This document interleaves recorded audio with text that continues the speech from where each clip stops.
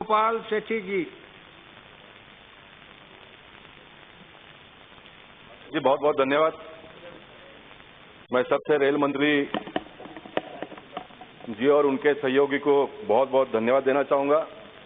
जब से ये इन्होंने कारोबार अपने हाथ में लिया है, रेलवे को एक नई दिशा देने का प्रयास इन्होंने किया है।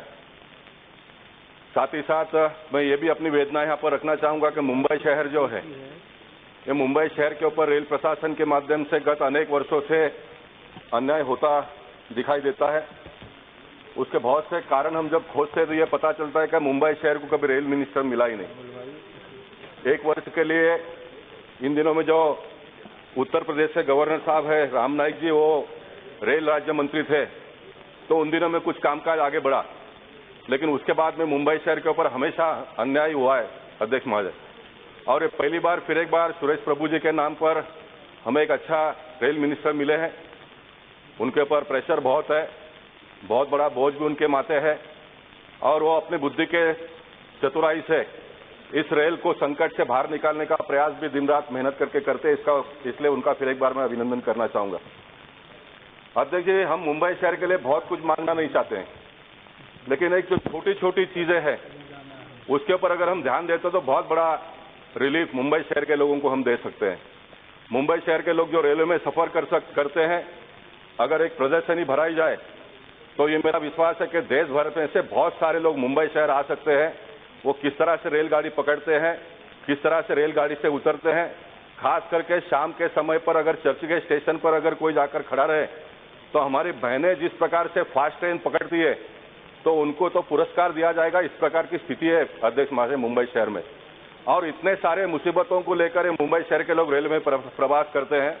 तो मैं चाहूंगा कि आने वाले दिनों में रेल यात्रियों को आसानी से सफर करने के लिए मिले, उसके लिए वार फुटिंग पर रेल प्रशासन ने सोचने की आवश्यकता है। मैं बहुत लंबा भाषण इसके ऊपर करना नहीं चाहूंगा क्योंकि समय बहुत कम है, लेकिन मैं रेल मंत्री जी से निवेदन करना चाहूंगा, मुंबई शहर के 6 के 6 सांसद जो है उनके साथ में तुरंत एक बैठक लेकर हमारे मन में क्या है और रेल प्रशासन के मन में क्या है, ये दोनों के साथ में अगर बातचीत होता है तो मुंबई शहर के जो 60 लाख से भी ज्यादा लोग रेलवे में सफर करते हैं उनको हम ये मैसेज दे सकते हैं कि आने वाले दिनों में हम ये सारी सुविधाएं रेल के माध्यम से करना चाहते हैं। अध्यक्ष जी, मैं मंत्री महोदय से 2-3 बातें करना चाहूंगा। मैं बहुत बार उनको मिला भी और पत्र व्यवहार भी मैं बहुत कर रहा हूं। कांग्रेस सरकार के अंतिम दिनों में ये कांग्रेस के लोग कितने चतुर होते हैं, ये फायदे का सब जो विषय होता है वो उनके कार्यकाल में पास करते हैं, और आने वाले दिनों में जब उनको पता चलता है कि सरकार हमारे आने वाली नहीं है तो आने वाले सरकार के ऊपर किस प्रकार का संकट ये छोड़कर जाते हैं। तो उसका एक 2 उदाहरण अगर मैं आपको देना चाहूंगा तो 2010 में ये जो हमारे बूट पॉलिश करने वाले लोग हैं, जो गरीब लोग हैं, नीचे के तबके से जो आते हैं, उनके लिए 2010 के बाद में लाइसेंस देना इन्होंने बंद कर दिया है नए लोगों को। अब रेलवे में सफर करने वालों की संख्या बढ़ गई है, रेलवे के प्लेटफॉर्म बढ़ गए हैं, स्टैंडर्ड ऑफ लिविंग लोगों की बढ़ गई है, जो चप्पल पहनता था वो बूट पहनने लग गया, और पॉलिश करने वाले की संख्या जब बढ़ती है तो नए लोगों को काम देना चाहिए। तो कांग्रेस के लोगों ने 2010 से नया लाइसेंस देना बंद कर दिया है। इनका मांग है कि हम लाइसेंस का फी ज्यादा देंगे, हमें आप लाइसेंस दीजिए, सरकार के पास से 1 रुपये की आवश्यकता नहीं है और लोगों को एक अच्छी सुविधा हो सकती है। लेकिन अध्यक्ष जी, 1 साल हो गया, उसके ऊपर भी कोई रास्ता निकलता दिखाई देता ना, इसलिए मैं बहुत ही वेदना के साथ इस विषय को रखना चाहता हूं। अध्यक्ष जी, पूरे देश भर में जो रेलवे स्टॉल है रेलवे के ऊपर, देखिए कांग्रेस के लोगों ने क्या किया, जिनके पास 50 स्टॉल है, 100 स्टॉल है, 150 स्टॉल है, ये सारे लोगों का लाइसेंस इन्होंने रिन्यू कर दिया, और जिनके पास 1 स्टॉल, 2 स्टॉल, 3 स्टॉल है, ये सारे लोगों के ऊपर इस प्रकार का एक सर्कुलर निकाल दिया कि इनका स्टॉल रिन्यू नहीं किया जाएगा और हम नया टेंडर मंगाएंगे। लोकशाही में होना ये चाहिए कि छोटे लोगों को सहूलियत दी जाए, और जो बड़े लोग हैं जो इस प्रकार का रेवेन्यू डुबाते हैं उनके ऊपर कोई ना कोई बंधन आना चाहिए। लेकिन कांग्रेस के लोगों ने गलत किया। लेकिन मैं दुख के साथ में कहना चाहूंगा कि 1 साल के बाद मेरी सरकार आने के बाद में भी इस पर कोई सोच विचार नहीं हो रहा है। मैं चाहूंगा कि जिसके पास से 2-3 स्टॉल से ज्यादा हो गए, 2 स्टॉल 3 स्टॉल की भी जब मैं बात करता हूं, अगर समझो कोई पिता के पास 1 स्टॉल था, उसने अपने बच्चे के लिए ले लिया, दूसरा बच्चा है तो उसके लिए भी ले लिया, तो एक व्यक्ति के पास अगर 2-3 स्टॉल है तो बात समझ में आती है। लेकिन उससे ज्यादा जितने भी स्टॉल होंगे तो मैं मंत्री महोदय से निवेदन करूंगा कि जो लोग स्टॉल पर अब इन दिनों में स्टॉल चलाते हैं उन पर नाम पर किया जाए। ट्रांसफर के माध्यम से बड़े पैमाने पे पैसा भी आएगा, और जो दूसरे के पास जो लोग सर्विस करते हैं उनको एक जीवन भर का एक साधन हो जाएगा कि हमको अपना मेरा एक खुद का एक स्टॉल है, एक बड़ा काम हम कर सकते हैं। और जिनके पास 50 स्टॉल, 100 स्टॉल, 150 है, इन सारे लोगों को कैंसिल करके नए लोगों को मौका देना चाहिए। ये भी मांग अध्यक्ष जी मैं आज के इस भाषण के माध्यम से करना चाहूंगा। मुंबई शहर में अध्यक्ष महोदय टिकट वेंडिंग छुट्टी के दिन शनिवार इतवार और छुट्टी के दिन में एक घंटा लोगों को लाइन लगाना पड़ता है। टिकट वेंडिंग मशीन का जो नया आइडिया मंत्री महोदय जी ने फ्लोट किया, उसका मैं फिर एक बार अभिनंदन करना चाहूंगा। लेकिन यहां पर भी मैंने साथ साथ एक चीज की मांग की है कि जो हैंडीकैप लोग हैं उनको इसमें से ज्यादा टिकट वेंडिंग मशीन की जो स्टॉल्स है, टिकट वेंडिंग मशीन का जो ये है काम है वो देना चाहिए। उसका कारण ये कि रेलवे के लोगों ने एक नया खोज निकाला है कि जो रिटायर लोग हैं उनको ये काम दिया जाए। मेरा उसमें कोई दुमत नहीं है। अभी 58 साल का 60 साल करो, 62 साल करो, जो काम करते हैं उनको काम देते जाओ। तो अध्यक्ष जी हम नए जनरेशन के लोगों को, नए पीढ़ी के लोगों को काम कहां से देंगे?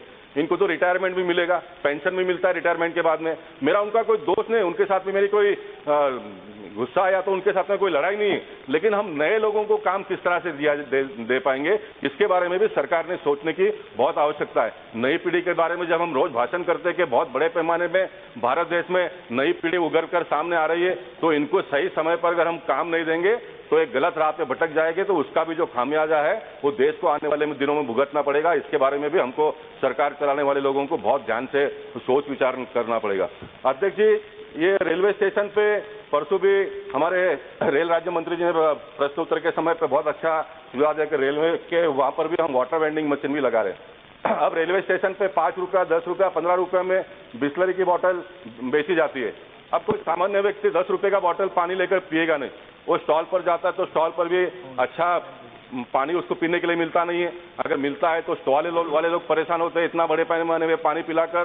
तो ये नए सिस्टम से जब लोग आ रहे हैं सामने, बहुत सारे एनजीओ के लोग भी स्वयं खुद के पैसे से मशीन लगाकर लोगों को 1 रुपया 2 रुपये में पानी पिला सकते हैं, फिल्टर वाटर। इस प्रकार की एक सोच, इस प्रकार की एक मानसिकता रखने वाले लोग मुंबई शहर में बहुत है। लेकिन हम उनको अगर आसानी से बुलाकर उनको परमिशन देते हैं, उनको इस प्रकार की सुविधा लोगों को पहुंचाने की अगर व्यवस्था करते हैं, तो बड़े पैमाने में लोग सामने आकर हमको मदद कर पाएंगे।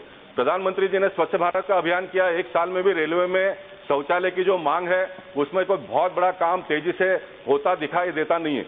मैं बिल्कुल नहीं चाहूंगा कि सरकार इसके लिए कोई बजट प्रोविजन करे और सरकार इसके ऊपर खर्चा करे रेलवे प्रशासन, लेकिन मैं जरूर कहना चाहूंगा कि हमारे जो रेलवे के जो ऑफिसर्स है वो स्वयं जाकर एनजीओ को ढूंढ कर पकड़ कर लाकर उनके पास एक काम लगा।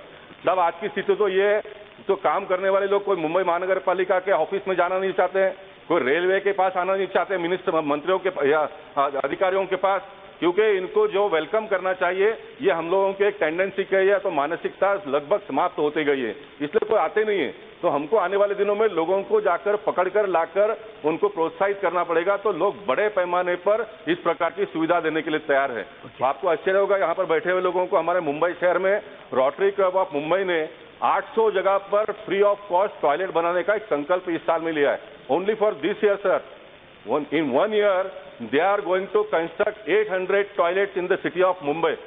अगर हम इनको सही समय पर सब इंफ्रास्ट्रक्चर अगर प्रोवाइड करते हैं, फैसिलिटी देते हैं, इनको सम्मानित करते हैं, तो ये फिगर और बढ़ा सकते हैं। पैसे वाले लोग गरीब लोगों को सुविधा देने के लिए तैयार है प्रधानमंत्री जी के आह्वान पर, लेकिन उनको जो वेलकम करना चाहिए हमारे अधिकारी वर्ग के माध्यम से वो होता दिखाई नहीं देता। इसलिए बहुत कुछ करने की इच्छा होने के बावजूद भी होता दिखाई नहीं देता। ये मेरी वेदना है अध्यक्ष महाराज। मुंबई से वेलंकनी ये 29 अगस्त को एक फीस्ट ये यात्रा शुरू होने वाला है। वेलंकनी में सिर्फ कैथलिक समाज के लोग ही जाते हैं ऐसा नहीं, तो नॉन कैथलिक लोग भी बड़े पैमाने पर जाते हैं, लेकिन यहाँ पर जाने की सुविधा न होने की वजह से उनकी बहुत बड़ी दिक्कत है, बहुत बड़ी परेशानी है। तो मैं चाहूंगा मंत्री महोदय जी से तुरंत आज अपने उत्तर में कम से कम इसका उन्होंने घोषणा करना चाहिए कि वेलंकनी फीस्ट में जाने वाले लोगों को जितनी भी ट्रेन की सुविधा चाहिए, एक्स्ट्रा कोचेस या तो एक्स्ट्रा ट्रेन की, हम लोगों ने इसकी व्यवस्था करनी चाहिए। मैं बहुत बड़े मन से बात को कहना चाहूंगा, जो सामान्य व्यक्ति होता है, जो गरीब व्यक्ति होता है, उनको देव दर्शन के साथ साथ में उनका एक पिकनिक भी हो जाता है, उनका एक टूरिज्म भी हो जाता है, क्योंकि अन्य जगह पर जा नहीं सकते। इसलिए इस प्रकार की जब फेस्टिवल्स आता है तो बड़े पैमाने पे सामान्य कुटुंब के लोग हैं वो जाते हैं, तो इस प्रकार की भी एक हम लोगों ने व्यवस्था आने वाले दिनों में करने की आवश्यकता है। अध्यक्ष महोदय, बहुत सारे मुंबई के विषय है, हर साल 35,500 people they are losing their life, train में से गिरकर मर जाते हैं। ये बहुत दिनों से हम लोग इस बात को उठाते हैं, लेकिन ये संख्या आज के दिन में भी कम होता दिखाई देता नहीं है। हमारे पुलिस के लोग, हमारे जो होमगार्ड के लोग हैं, हमारे रेलवे के जो अधिकारी है, वो अगर इस बात पर ध्यान देते तो मैं गारंटी के साथ में सभागृह में कहना चाहता हूं, ये फिगर हम बहुत जल्दी नीचे ला सकते हैं, लेकिन इसके ऊपर कोई काम होता दिखाई देता नहीं है। हम हर चीज को कमर्शियल एंगल से देखने लगते हैं। पैसा हम किस तरह से कमाएं, पैसा ज्यादा से ज्यादा रेलवे में किस प्रकार से आए, इसमें कोई दुमत नहीं है। पैसा तो आना ही चाहिए, लेकिन साथ साथ में मानव जीव का जो जान है, वो जान की कीमत बहुत होती है। इसलिए मुंबई जैसे शहर में, कारगिल में 700 लोग मर गए तो हम हर साल में उनको याद करते हैं, लेकिन मुंबई जैसे शहर में हर साल 3,500 लोग सिर्फ रेलवे में से गिरकर कटकर मर जाते हैं। इससे बड़ी विडंबना मुंबई शहर के लिए कोई हो सकता है, ऐसा मैं बिल्कुल मानने के लिए तैयार नहीं हूं। मुंबई शहर एक ऐसा शहर है जो शहर रेलवे को बड़े पैमाने में रेवेन्यू फायदा करके देता है। We are making railway sir, इसलिए मुंबई शहर के ऊपर बहुत ज्यादा ध्यान देने की आवश्यकता है। सबसे बड़ी एक विडंबना ये भी है कि इतने बड़े मुंबई शहर के लिए भाषण करने के लिए, अपनी बात रखने के लिए तो कम से कम भाषण करने के लिए भी समय मिलता है।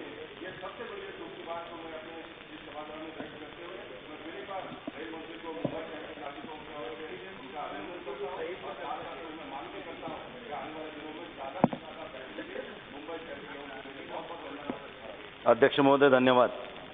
मैं आपके माध्यम से रेल मंत्री का ध्यान आकर्षित करना चाहता हूं